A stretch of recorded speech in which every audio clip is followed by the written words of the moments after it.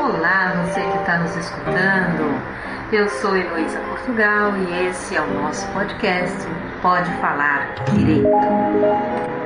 Um podcast de iniciativa dos cursos de Direito da Universidade Federal de Mato Grosso do Sul, em parceria com a Rádio JFM. Em tempos de recessão econômica, muitas pessoas estão recorrendo ao empreendedorismo por necessidade, como alternativa de ocupação e renda, já que a taxa de desemprego também tem aumentado consideravelmente no país. O MEI, microempreendedor individual, atualmente é responsável por parte considerável dos novos empregos gerados no país durante a pandemia e na atualidade. É notório que grande parte dos microempreendedores individuais tomaram essa iniciativa pelo fato da escassez de emprego, visando novas oportunidades. Essa tipologia, entre aspas, de negócio foi criada pelo governo federal com o propósito de enquadrar profissionais que exerciam suas atividades na informalidade. Mais do que uma medida de simplificação tributária, o MEI permitiu não apenas a formalização de milhões de trabalhadores e comerciantes autônomos no país, mas também abriu espaço para novas discussões de uma série de posições em relação aos regimes de contratação, à empregabilidade, à constituição e manutenção de empresas e também aos mecanismos de crédito e microcrédito.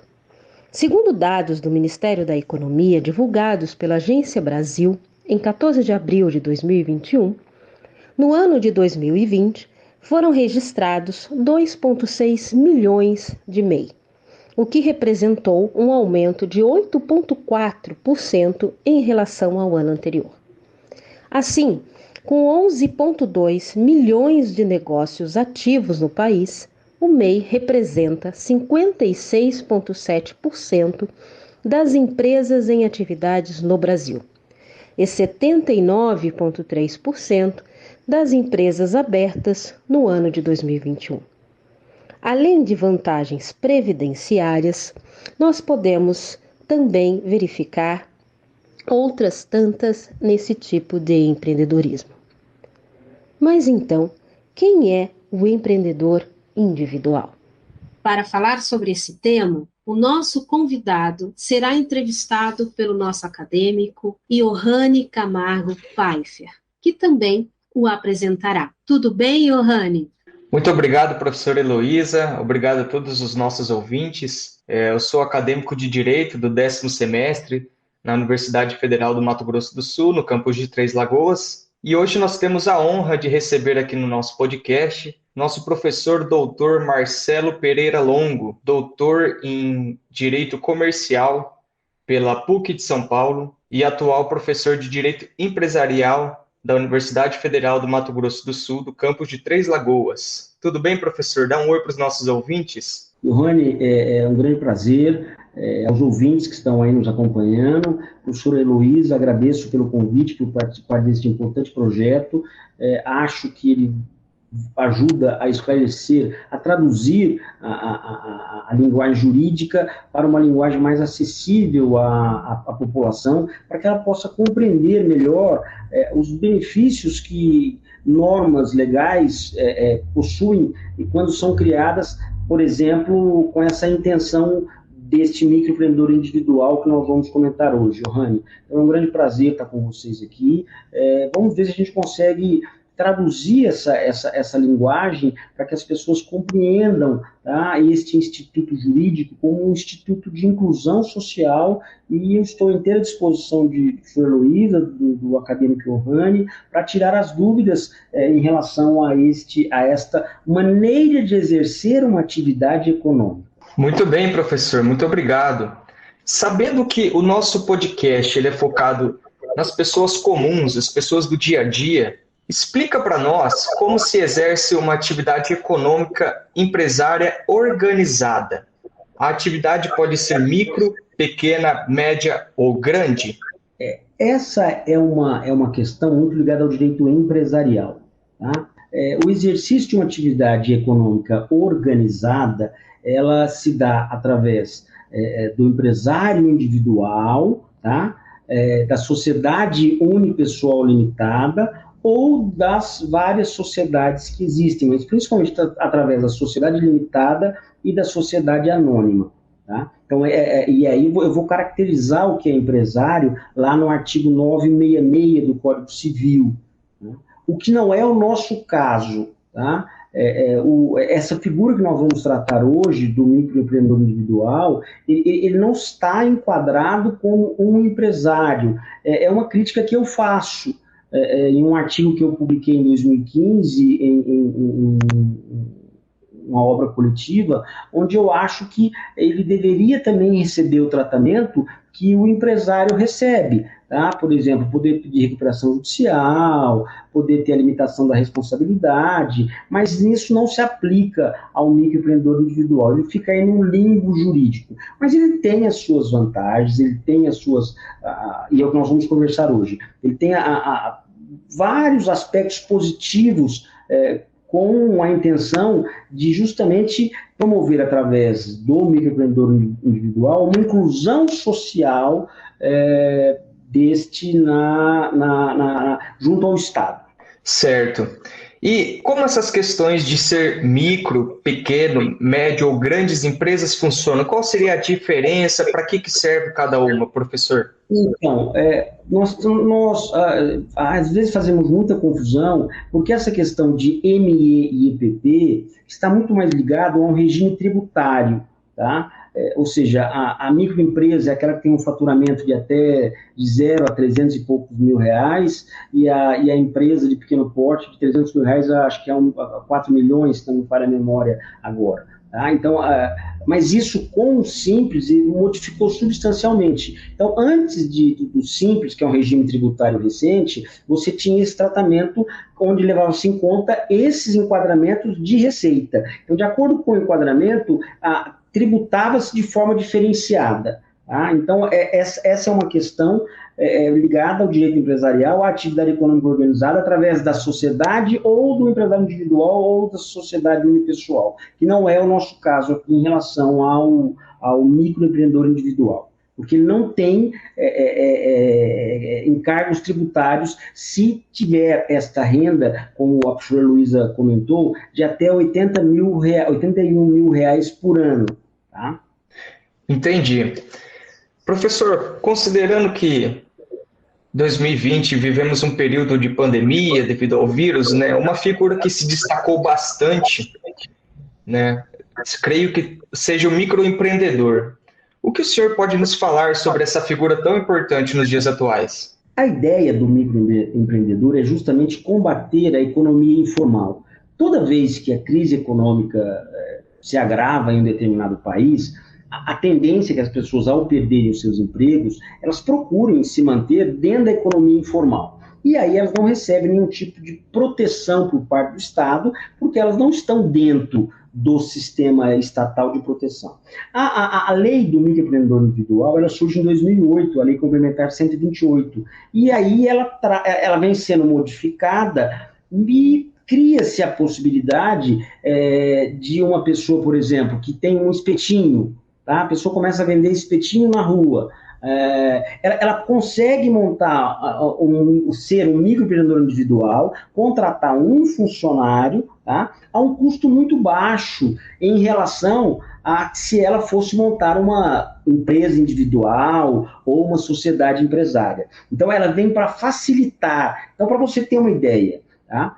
Vincular-se ao regime tributário, ao regime previdenciário hoje, esse microempreendedor individual, a um custo de tão somente R$ 60,60 por mês, tá? Se eu não estiver desatualizado, mas me parece que esse é o valor mínimo. Se eu for contratar um funcionário, tá? Os encargos dessa contratação, elas são 50% menores do que se for um empregado de uma empresa individual ou de uma sociedade empresária, quer microempresa, quer empresa de pequeno porte. Então, eu tenho vantagens, tá? Eu tenho vantagens. A pessoa passa a ser segurada pelo INSS. Então, se ela, por exemplo, um pedreiro que exerce a sua atividade, tá? É um exemplo bastante interessante. O pedreiro que exerce a sua atividade de maneira informal, tá? Se ele se transforma, se ele cria se ele se transforma em microempreendedor individual, com CNPJ, ele pode participar de algumas concorrências, ele pode emitir nota fiscal, ou seja, torna-se um negócio legal, e ele pode se vincular, ele se vincula ao INSS. Se ele sofrer um acidente, por exemplo, ele passa a receber um salário mínimo mensal, e se ele estiver na informalidade, isso não é possível. Tá? Além do que, ele tem empréstimos facilitados, o governo tem programas de empréstimos que oferece crédito a um custo menor para que ele possa sobreviver. Então, esses 80 mil daria em torno de 6 mil e poucos reais por mês para ele. Isso é um valor significativo. E, volto a dizer, o encargo é muito pequeno do que se eles procurassem exercer atividade de forma empresário individual, sociedade unipessoal limitada ou sociedade limitada. Então, é um importante instituto jurídico de inclusão social, porque as pessoas pagam pouco para ter a proteção do Estado.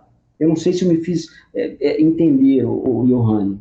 Então, de certa forma, é muito mais vantajoso ser um microempreendedor do que um trabalhador informal. Sem sombra de dúvida, sem sombra de dúvida.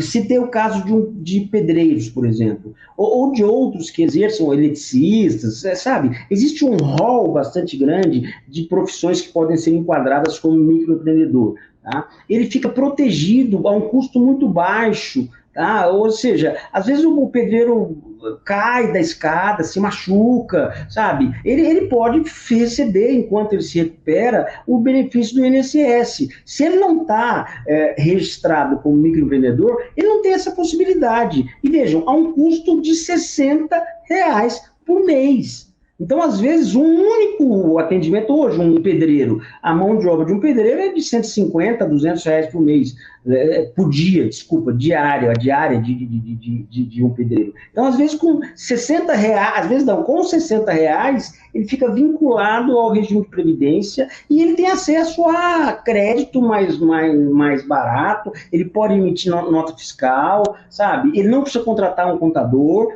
porque é um sistema de contabilidade muito mais facilitado, e ele pode ter um funcionário, ele pode contratar um funcionário e não vai pagar os custos desse funcionário como se fosse uma empresa, como se fosse um empresário individual ou, como eu disse agora há pouco, unipessoal ou limitada. Muito bem, professor, ficou muito claro. Se o senhor pudesse deixar uma mensagem para os nossos ouvintes agora, principalmente os ouvintes que pensam em abrir um negócio, pensam em obter uma renda extra, dentro do nosso tema aqui, qual seria a sua mensagem, professor? Olha, primeiro, procure o Sebrae, tá? O Sebrae, ele tem orientado as pessoas a criarem, eles criam essa microempresa, é uma criação bastante fácil, você faz do próprio, você não precisa ir na Receita Federal, você não precisa mandar contrato social, você faz a inscrição, tá?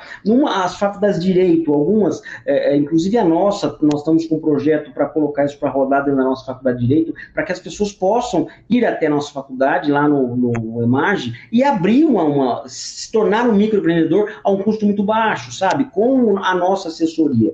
Então, procure aí Sebrae ou as universidades para que eles se regularizem como microempreendedor. Isso vai ser muito interessante. Perfeito, professor. Acredito que de uma forma clara e concisa, o senhor explicou com maestria sobre o tema do nosso podcast de hoje.